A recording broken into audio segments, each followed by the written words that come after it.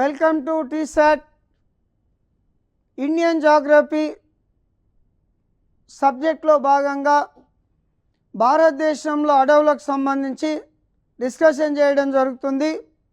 దాని కంటిన్యూషన్లో 1988లో అటవీ విధానాన్ని సవరించడం జరిగింది. అంటే 1952లో మొదటి అటవీ విధానాన్ని ప్రకటించినాం. ఈ 1952 అటవీ విధానాన్ని సవరించి 1988లో రెండవ అటవీ విధానాన్ని ప్రకటించడం జరిగింది. ఈ విధానం ప్రకారం కూడా దేశ భౌగోళిక విస్తీర్ణంలో 33% అడవులు ఉండాలి.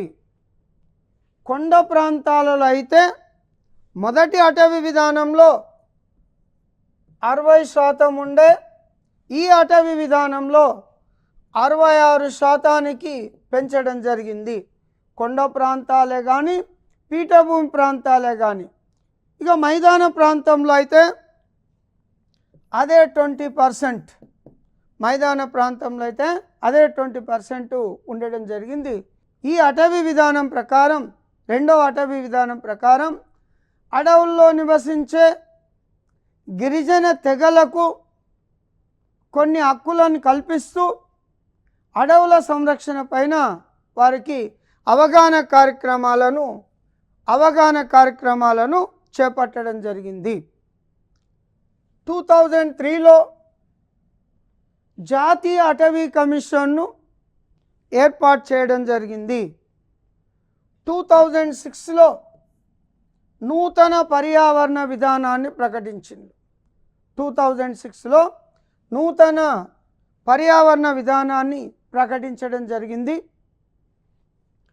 2009లో మంచు చిరుత పులి ప్రాజెక్టును భారతదేశంలో ముఖ్యంగా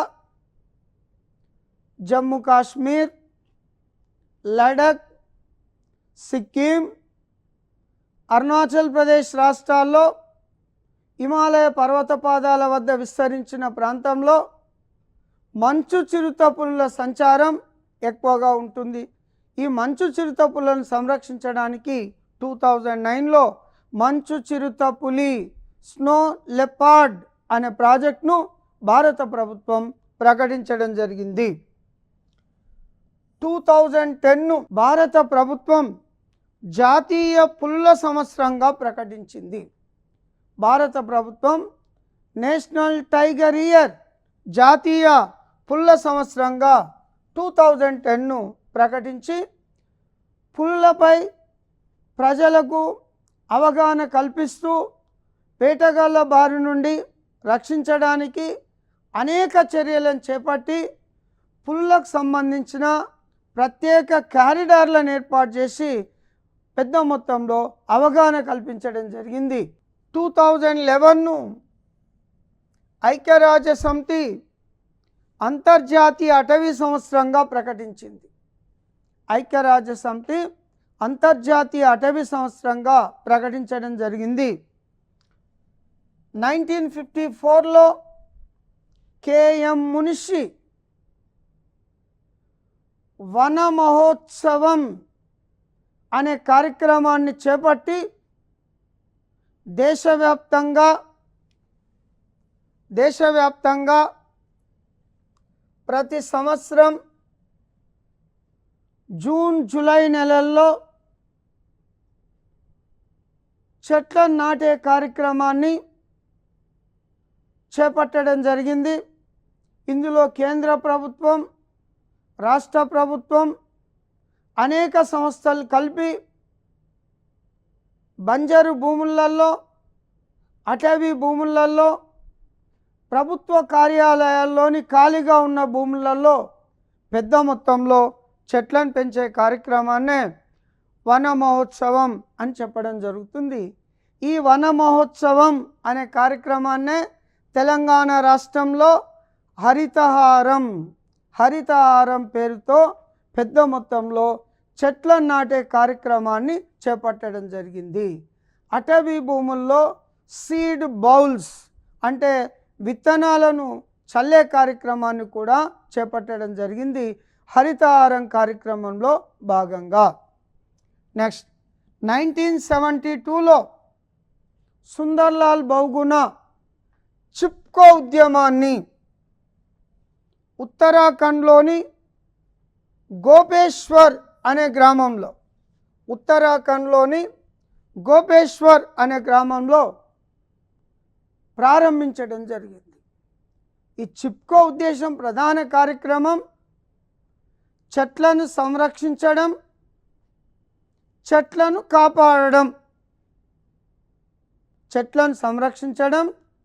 కాపాడడమే చిప్కో ఉద్యమం యొక్క ప్రధాన ఉద్దేశం.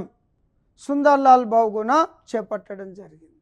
అదేవిధంగా అప్పికో ఉద్యమాన్ని కర్ణాటక రాష్ట్రంలో ప్రారంభించడం జరిగింది పాండురంగ హెగ్డే. ఇది కూడా చెట్ల సంరక్షణకు సంబంధించిన కార్యక్రమమే. అదేవిధంగా నర్మదా నదీలోయ ప్రాజెక్టులో భాగంగా నర్మదా బచావో ఆందోళన్ అనే కార్యక్రమాన్ని మేధా పాట్కర్ నిర్వహించడం జరిగింది. అది కూడా పర్యావరణ పరిరక్షణ గురించి ఏర్పాటు చేసిన కార్యక్రమమే. నర్మదా బచావో ఆందోళన్ నర్మదా నదీలోయ ప్రాజెక్టులో భాగంగా చేపట్టడం జరిగింది. ఉత్తరాఖండ్లోని తైరీ ప్రాజెక్ట్ నిర్మాణ సమయంలో సుందర్లాల్ బహుగుణ చిప్కో ఉద్యమాన్ని ప్రారంభించడం జరిగింది. మన దేశంలో ప్రస్తుతం 564 వన్యమృగ సంరక్షణ కేంద్రాలు కలవు. మన దేశంలో ప్రస్తుతం 106 జాతీయ పార్కులు కలవు.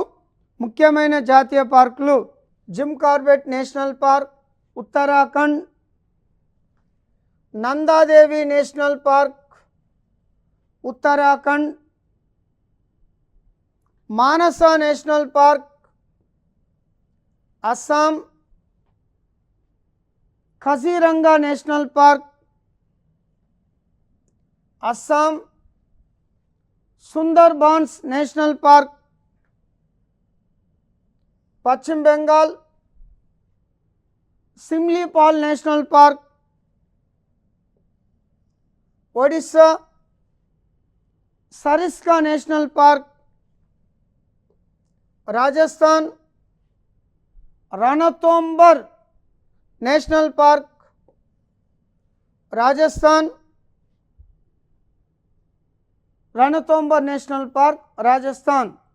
ఇవి important national park in India.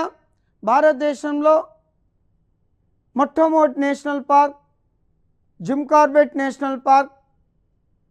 ప్రస్తుతం మన దేశంలో 106 జాతీయ పార్కులు కలవు.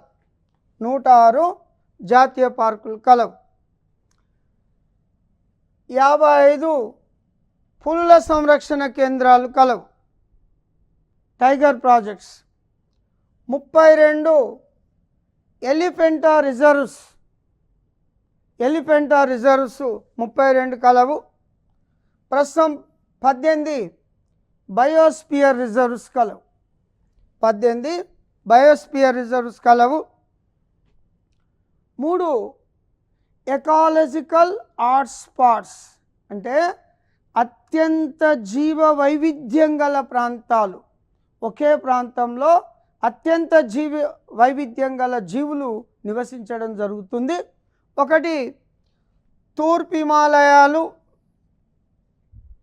2 అగస్తమలై కొండలు, 3 సిమ్లీపాల్ నేషనల్ పార్క్. ఇవి మన దేశంలో అత్యంత జీవ వైవిధ్యం గల ప్రాంతాలు.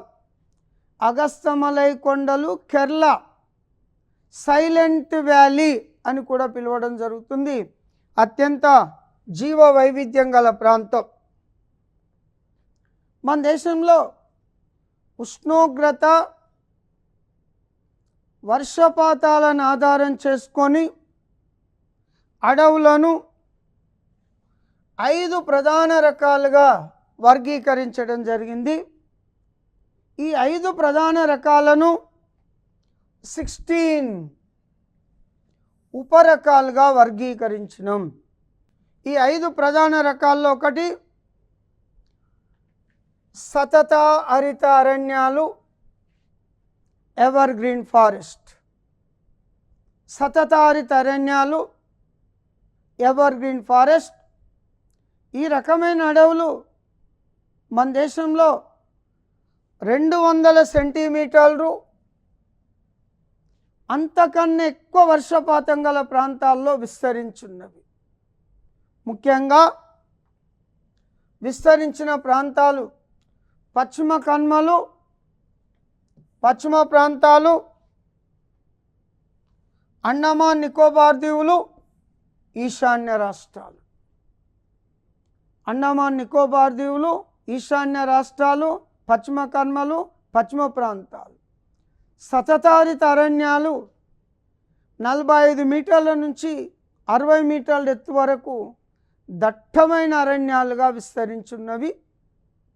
ఇవి వాణిజ్యపరంగా ఏమాత్రం ఎక్కువగా ఉపయోగపడవు, ఎందుకంటే రవాణా సౌకర్యాలు ఉండవు. ఇవి రక్షిత ప్రాంతాలుగా, జాతీయ పార్కులుగా, బయోస్పియర్ రిజర్వ్స్గా ఈ సతతారిత అరణ్యాల్లో విస్తరించి ఉండడం జరిగింది. ఈ సతతారిత అరణ్యాలు విస్తరించిన ప్రాంతాలు పశ్చిమ కనుమలు, పశ్చిమ ప్రాంతాలు, ఈశాన్య రాష్ట్రాలు. ఈశాన్య రాష్ట్రాలు, అండమాన్ నికోబార్ దీవులు. అండమాన్ నికోబార్ దీవుల్లో ప్రధానంగా విస్తరించున్నాయి ఈ సతతారిత అరణ్యాలు. సతతారిత అరణ్యాల్లో పెరిగే ముఖ్యమైన వృక్షాలు మహాగని. ఇది గట్టి కల్పనిచ్చే వృక్షం. మహాగని, ఏబోని, సింకోనా. సింకోనా వృక్షాల నుంచి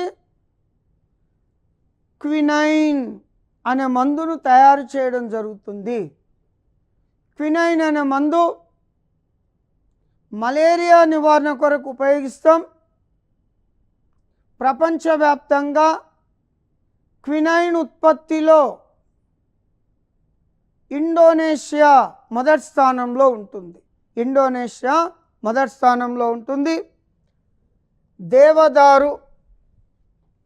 ఈ వృక్షాలను పెన్సిళ్ళ తయారీలో ఉపయోగించడం జరుగుతుంది. చాలాసార్లు ఎగ్జామ్లో అడిగిన క్వశ్చన్. Next rubber.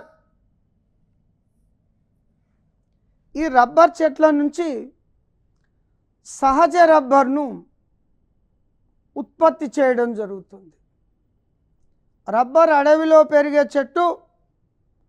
పోర్చుగీస్ వారు ప్రపంచవ్యాప్తంగా రబ్బర్ తోటలను అభివృద్ధిపరిచి ఈ రబ్బర్ చెట్టు నుంచి రబ్బర్ను ఉత్పత్తి చేయడం జరుగుతుంది. ఎట్లా అంటే హెవియా బ్రెసిలియస్ అనేది రబ్బర్ చెట్టు యొక్క సాంకేతిక నామం. ఈ చెట్లు సుమారు 5 సంవత్సరాల నుంచి 7 సంవత్సరాల మధ్య పెట్టిన తర్వాత ఉత్పత్తి ప్రారంభించడం జరుగుతుంది. ఇవి 20 నుంచి 30 మీటర్ ఎత్తు వరకు పెరగడం జరుగుతూ ఉంటుంది. రబ్బర్ చెట్లను ఒకవైపు కొంచెం కట్ చేసినట్లయితే ఈ చెట్ల నుంచి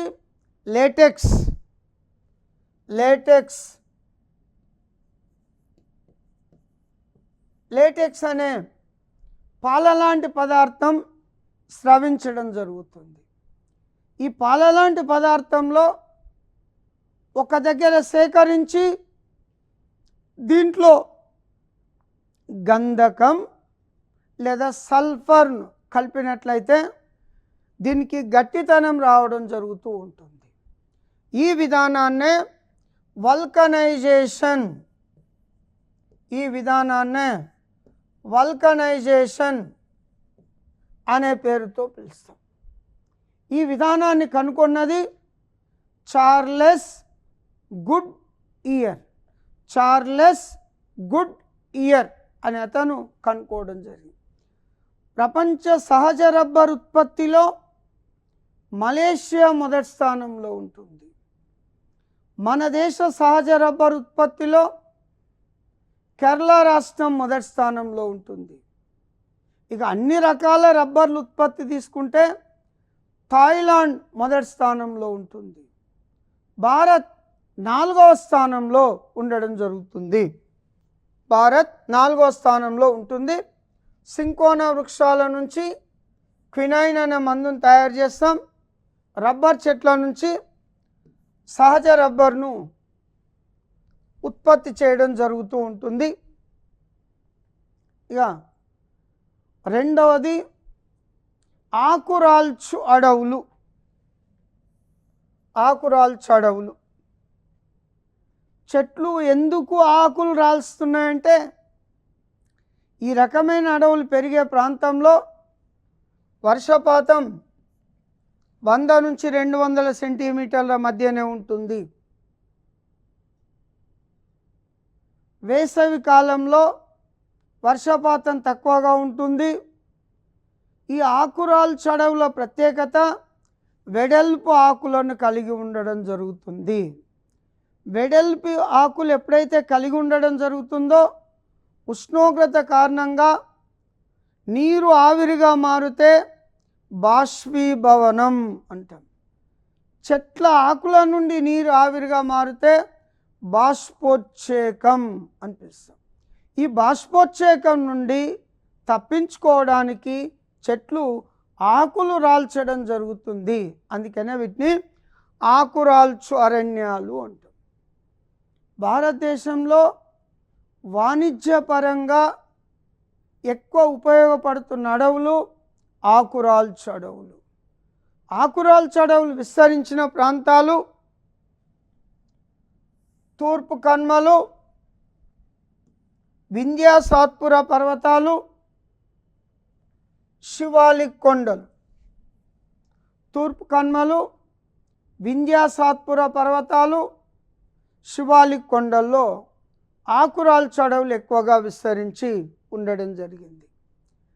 ఆకురాల్చు అడవుల్లో ప్రధానమైన వృక్షం టేకు. ప్రపంచ టేకు ఉత్పత్తిలో మయన్మార్ మొదటి స్థానంలో ఉంటుంది. మన దేశ టేకు ఉత్పత్తిలో మధ్యప్రదేశ్ రాష్ట్రం మొదటి స్థానంలో ఉంటుంది. మధ్యప్రదేశ్లోని హోషంగాబాద్ జిల్లా టేకు అరణ్యాలకు ప్రసిద్ధి. టేకు అరణ్యాలకు ప్రసిద్ధి.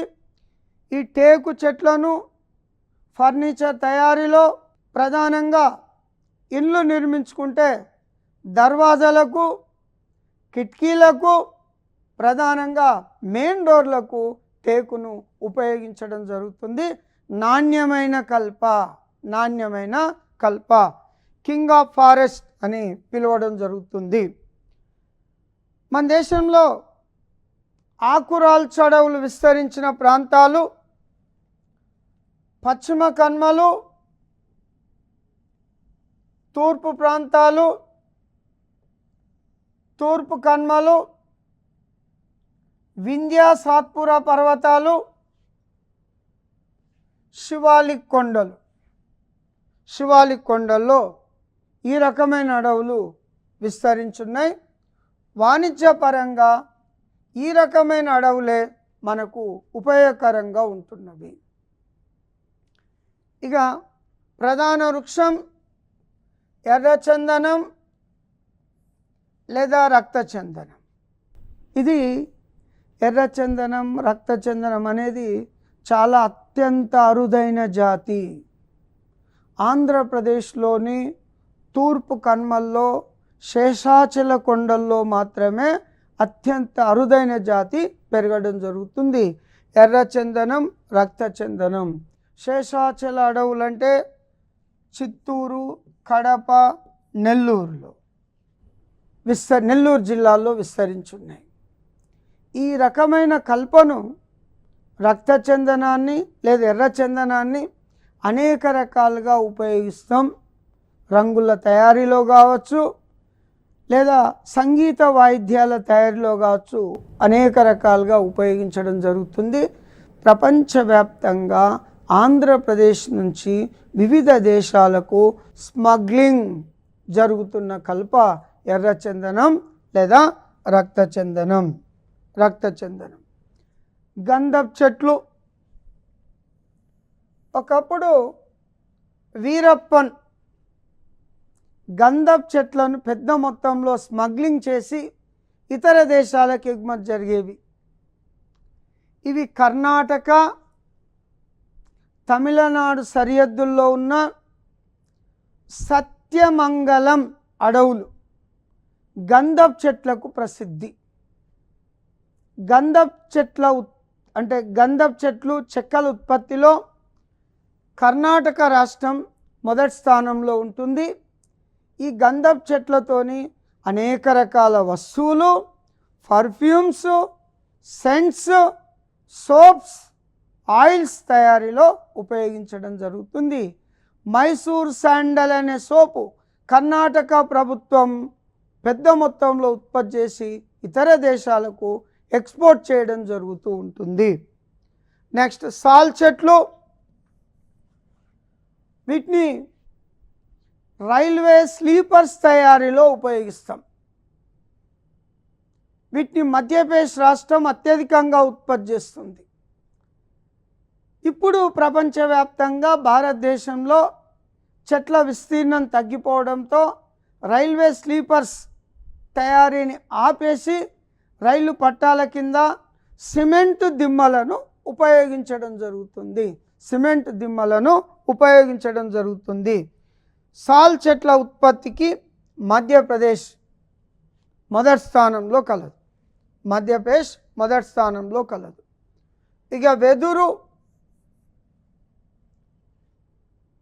అత్యంత వేగంగా పెరిగే గడ్డి జాతి మొక్క వెదురు. దీన్ని గ్రీన్ గోల్డ్, పచ్చ బంగారం అని పిలుస్తాం. మరియు వెదురును పేదవాని కల్ప, పూర్ మెన్ వుడ్ అని పిలుస్తాం. వెదురుతోని అనేక రకాల వస్తువులు తయారు చేసుకోవడం జరుగుతుంది. అనేక మందికి ఉపాధి అవకాశాలు లభిస్తున్న కల్ప వెదురు. దీన్ని ప్రధానంగా పేపర్ ఇండస్ట్రీలో, పేపర్ పరిశ్రమలో ఉపయోగించడం జరుగుతుంది. యూకలిప్టస్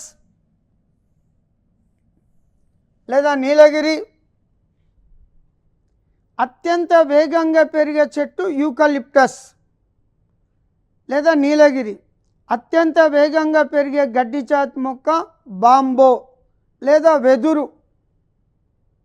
నీలగిరి చెట్లను వీటి నుంచి ఒక ఆయిల్ తయారు చేయడం జరుగుతుంది. మరియు అనేక రకాలుగా కట్టడాల్లో ఉపయోగిస్తాం. దీన్ని పేపర్ పరిశ్రమలో కూడా ఉపయోగించడం జరుగుతుంది. అత్యంత ఎత్తు పెరిగే చెట్టు రెడ్ వుడ్. వేగంగా పెరిగే చెట్టు నీలగిరి. వేగంగా పెరిగే గడ్డి జాతి మొక్క బాంబో వెదురు.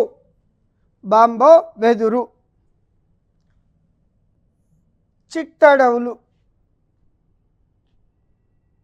Throne forest.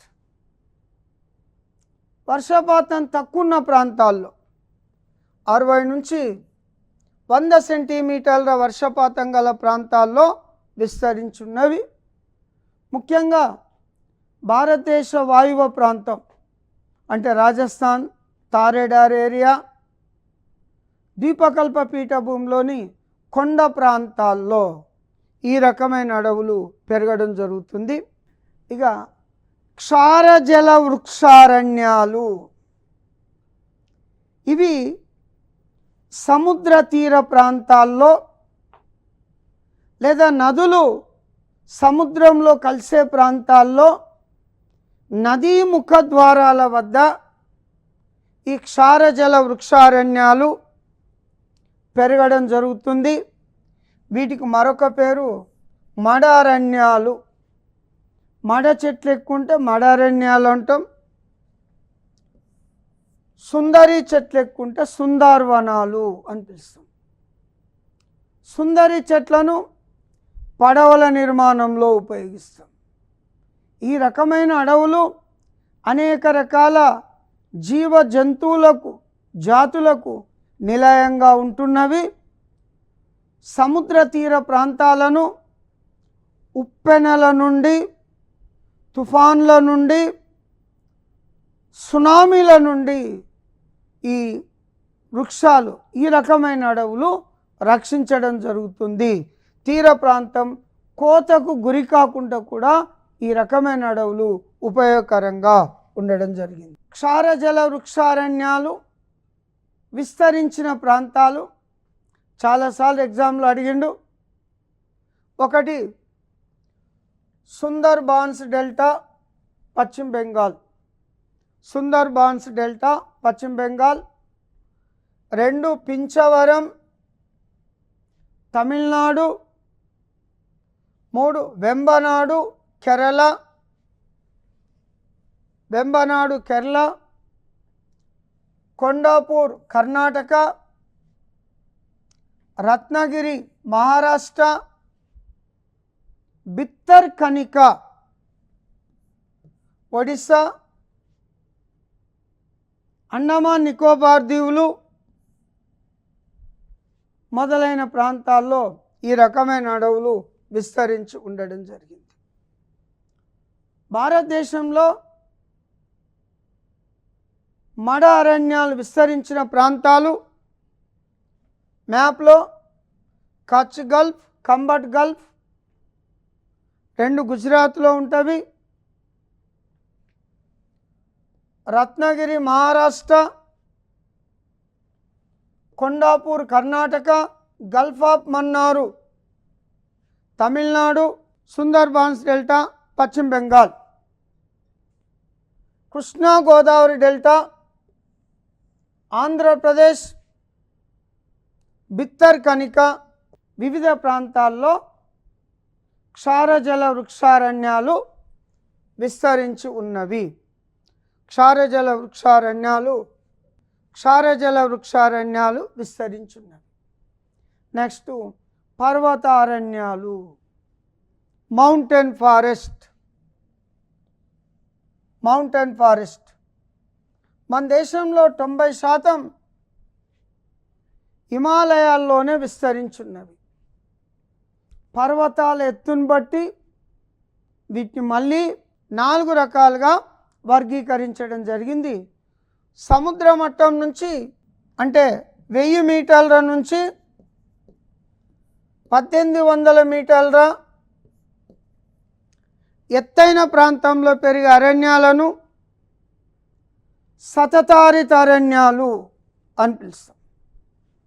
1800 మీటర్ల నుంచి 3300 మీటర్ల ఎత్తైన ప్రాంతంలో పెరిగే అడవులను కోనిఫెరస్ అరణ్యాలు లేదా శృంగాకార పడవులు లేదా టైగా